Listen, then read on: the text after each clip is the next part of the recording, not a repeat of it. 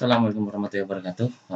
Pada tutorial kali ini saya akan mencoba sedikit inovasi, yaitu membuat video streaming sendiri secara mandiri, atau mungkin bisa dikatakan video streaming secara custom ya.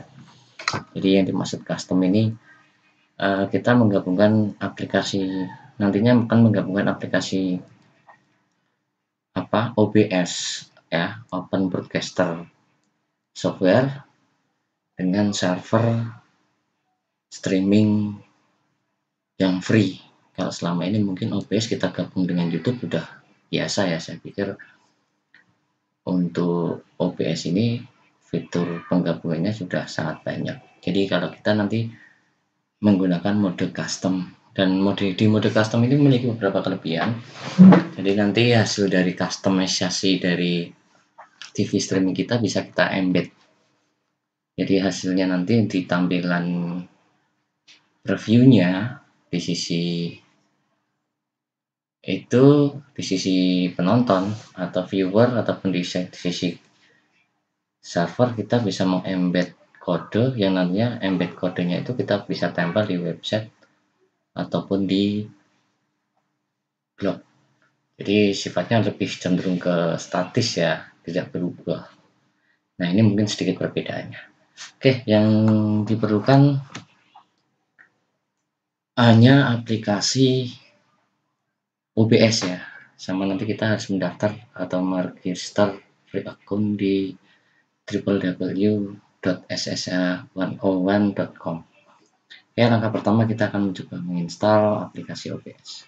Seperti biasa, kita lihat properti sistem operasi dulu. Di sini saya pakai Windows 7 ya, Windows 7 Service Pack 1. Terus untuk bit operating system yang saya gunakan Windows 7 Service Pack 1 64 bit. Sini ya. Jadi Windows 7 Service Pack 1 dengan 64 bit sistem operatingnya. Nah, otomatis untuk aplikasi OBS Open Broadcaster Software-nya harus paling tidak 64 bit, jangan menggunakan 32 bit, jadi supaya match. Oke, langsung kita install. Kita cari master OBS Studio-nya. Di sini saya pakai versi terbaru, yaitu OBS Studio 25.0.8 full installer X64. Nah, atau mungkin Bapak Ibu sekalian dan rekan-rekan bisa download di situs OBS ya.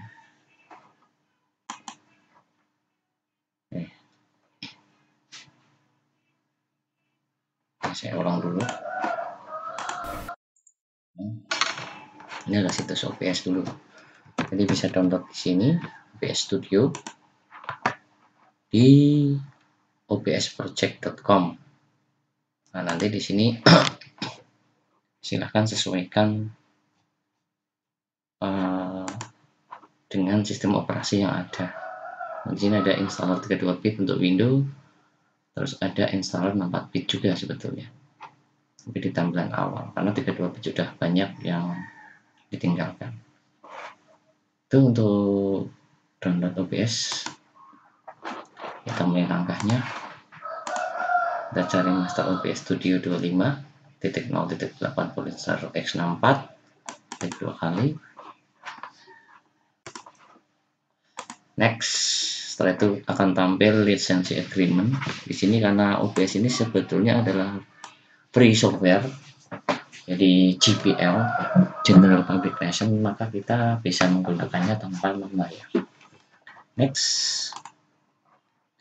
Nah, untuk destinasi folder instalasi saat ini di dalam tutorial ini saya bikin default saja, ada di C program file /OBS Strip Studio. Kalau misalkan rekan-rekan ingin mengganti, tinggal diarahkan ke bagian browse, setelah itu bikin folder dan sebagainya. Nah, saat ini kita default saja, jadi di posisi destination foldernya C program file OBS Studio. Install. Ya, instalasinya sangat cepat karena termasuk aplikasi yang kecil ya, nggak nyampe 100 mega. Tapi fiturnya sudah sangat lengkap sebetulnya untuk broadcasting. Jadi ketika kita mau siaran live, casting, streaming, sini sangat lengkap. Oke, pada tampilannya ada checklist launch OBS Studio, kita checklist ya. Defaultnya memang terchecklist, kita finish.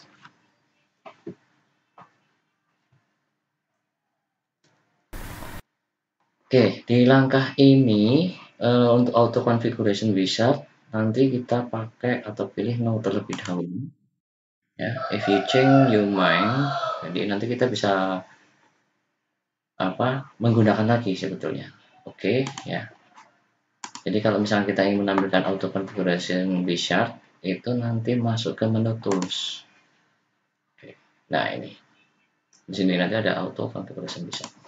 Nah, seperti terlihat di tutorial saya yang dalam bentuk PDF dan sebagainya, di sini sudah salah satu fungsi ya. Jadi kita bicara di sini ada menu scenes, source, audio mixer, scenes transition, dan control. Jadi masing-masing ini akan berfungsi nanti ketika kita menggunakan atau menggunakannya pada saat live streaming ataupun kita mau recording dan sebagainya. Untuk panel atas mungkin belum saya bahas. Jadi di sini sebetulnya hampir sama ya dengan panel bawah. Ada automatic scene switcher dan sebagainya. Ada remote recording dan sebagainya. Itu nanti di saat ini kita tutorial tidak sampai membahas detail tentang aplikasi OBS, tapi bagaimana menggabungkan OBS dengan streamer upstreamnya www.ssh101.com. Nah, di langkah ini mungkin kita akan pilih scene. Di sini ada scene default. Ya, previewnya adalah seperti ini. Ini adalah preview. Ini menu scene, menu source input, bisa audio atau video, kamera, display, setting untuk audio mixer, baik itu capturing maupun output, transition scene, dan controller atau ruang kontrol. Itu. Nah, di awal ini di sini langsung saja saya pakai scenes untuk menambahkan, kita pakai plus. Nah, ini ada scenes 2, tapi sementara tidak saya tambahkan karena kita orientasinya lebih cepat, yaitu menggabungkan OBS dengan streamernya. Nah, yang paling utama adalah source ya. Di sini ada source, di sini ada banyak pilihan.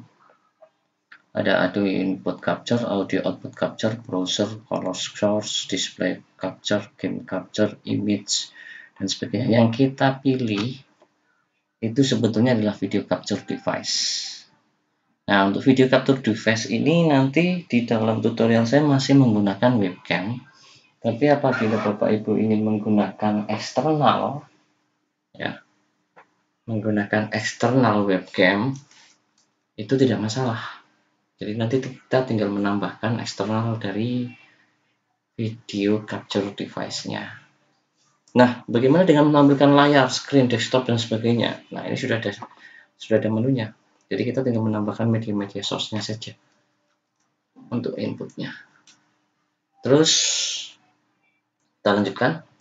Untuk desktop audio mixer, di sini ada display control. Jadi ketika kita proses recording, harapannya jangan melebihi pada label kuning ya. Kuning itu udah peringatan. Kalau merah apalagi itu nanti suaranya pecah, maka kita kurang. Nah, ini untuk volume mic ya. Karena saya pakai jack mic.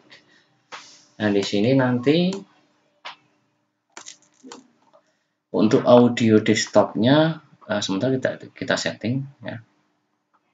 Nanti ketika kita pilih video capture device, maka secara otomatis di sini akan masuk video capture device plus dengan audionya. Nah, di bagian scenes transition itu nanti kita bisa menambahkan, di sini ada menu fade dan cut. Tapi sebenarnya kita bisa menambahkan di menu ini. Add ya, add configuration transition. Nah, ini ada swipe, slide, stinger, fade to color, boom away. Untuk durasi waktu kita bisa kita tentukan sendiri. Nah, kalau ini sudah terbuka, ya, di sini ada menu kontrol ya, start streaming, start recording, studio mode, setting, dan exit. Nah, instalasi OBS ini sudah tidak ada masalah ya. Jadi pastikan sekali, terutama di audio itu fitur mic atau aux-nya itu jalan, jadi sudah support. Nah, ini kita bisa cek di sini ya, di Advanced Audio Properties. Nah, ini untuk settingannya ya. Sementara tidak saya bahas fitur detailnya, jadi di sini saya cepat hanya membahas tentang menggabungkannya saja. Nah, kalau OBS sudah terinstall, maka kita minimize, kita arahkan ke browser. Sini kita ketik www.ssh101.com. Nah, jadi bisa dikatakan untuk ssh101.com ini adalah merupakan upstream ya, atau penyedia layanan streaming. Jadi kalau misalkan kita terbiasa dengan YouTube, maka YouTube ini yang menyediakan upstreamnya. Hanya kontekstualnya, ketika kita melakukan live streaming menggunakan YouTube, maka itu ada di lingkungan YouTube, tidak bisa keluar ya. Ketika kita keluar berarti linknya akan berubah lagi. Jadi setiap kali kita melakukan proses live streaming, live casting, link itu akan berubah terus di YouTube. Nah, berbeda dengan kita menggunakan server eksternal atau server luar. Nah, upstream di sini saya pakai www.ssh101.com. Ini sifatnya nanti akan menjadi statis. Nah, masalah menu acara. Jadi kalau kita bicara TV streaming itu kan berarti kita bicaranya pengelolaan TV-nya. Di sini nanti tinggal bagaimana jadwal kita mengatur. Nah, menu-menu acara yang tadi berdasarkan waktu. Nah, di sini langsung saja setelah website dari streaming SSH101 terbuka, maka yang perlu kita pahami nanti ada beberapa settingan ya. Settingannya adalah kita harus buat